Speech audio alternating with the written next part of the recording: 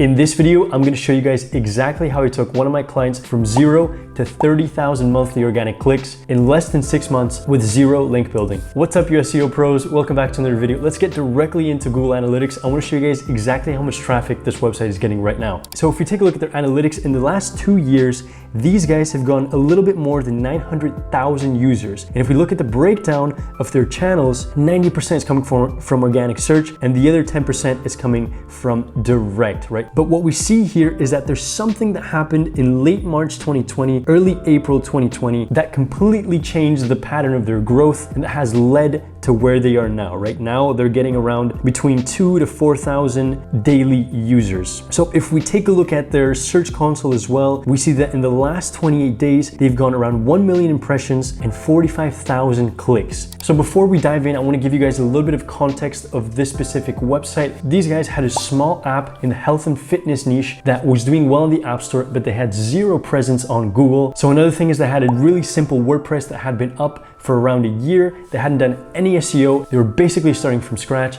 And the third is that luckily they'd been able to get a few organic links from the launch of their app, which was going to be really useful for the growth that they were about to hit. So after setting up the base for their SEO, we went out and we did some deep keyword research and we found this really interesting keyword that had a decent amount of volume and wasn't too competitive. If we go into Ahrefs and we take a look at it, but we can see that it has a monthly volume of around 3,000 clicks and a real traffic potential of around 12,000. The traffic potential is closer to the actual traffic they're getting right now. So we do see that there's a keyword difficulty of around 11. It's saying Ahrefs is telling us that it's a medium. We do want to take this with a pinch of salt. So why we picked this specific keyword is that we saw a huge content gap from the content our competitors had made and what we knew we could produce that could provide a lot more value and could go a lot more in depth than our competitors had. Unfortunately, I can't show you guys the specific blog post, but what I can do is I can break down the 5 main things that led this blog post to getting #1 for this specific keyword and developing that strategy that this company ended up rinsing and repeating over time to take them to the growth they have now. Starting at number 5, something that we needed to do, knowing that there hadn't done any links, we knew that there were a few links that had gone to the homepage. So we needed to reuse those for this new blog post. We did that by making sure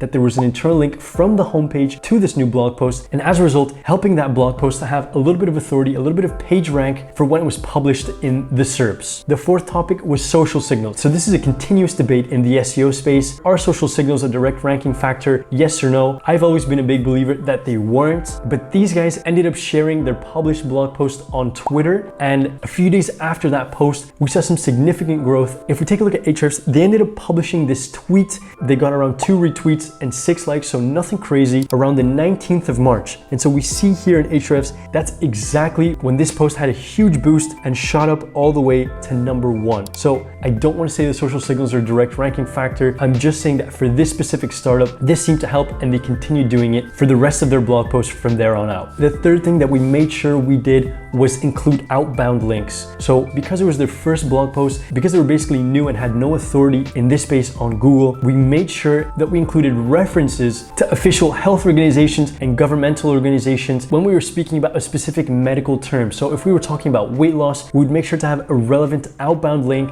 to something like harvard.edu or another very well recognized website for this specific space. The second most important thing that we ended up doing was filling out this blog post, which ended up being quite long, around 7,000 to 8,000 words with around 20 to 30 headings. So these headings at the end of the day help break up the content into different micro sections where you can include different contexts of that specific keyword. So this is something that goes hand in hand when you're doing keyword research. We can take a look at an example for a keyword like keto diet for beginners. So if I was going out and I was trying to target this specific keyword and I was trying to write the best resource possible, I would break up that content with different headings based on keywords that already have traffic and can be related for this specific keyword. So for example, if we keep scrolling down, we see that there's a keto diet plan. So maybe we can have a section for diet plan. The menu could have another section for that, fill that up with content for free. We can talk about specific recipes. So all these different sections at the end of the day make up this main topic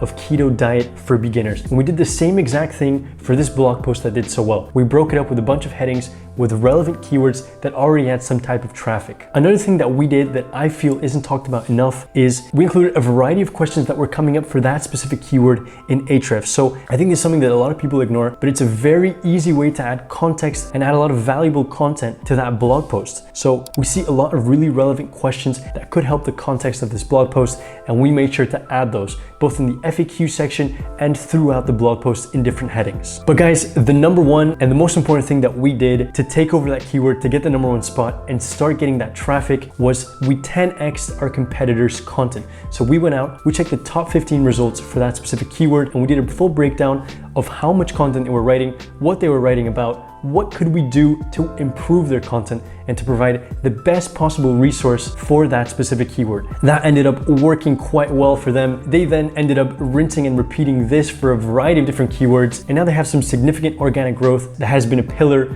of the growth for their business. I hope you guys learned from this. I'll see you guys in the next one.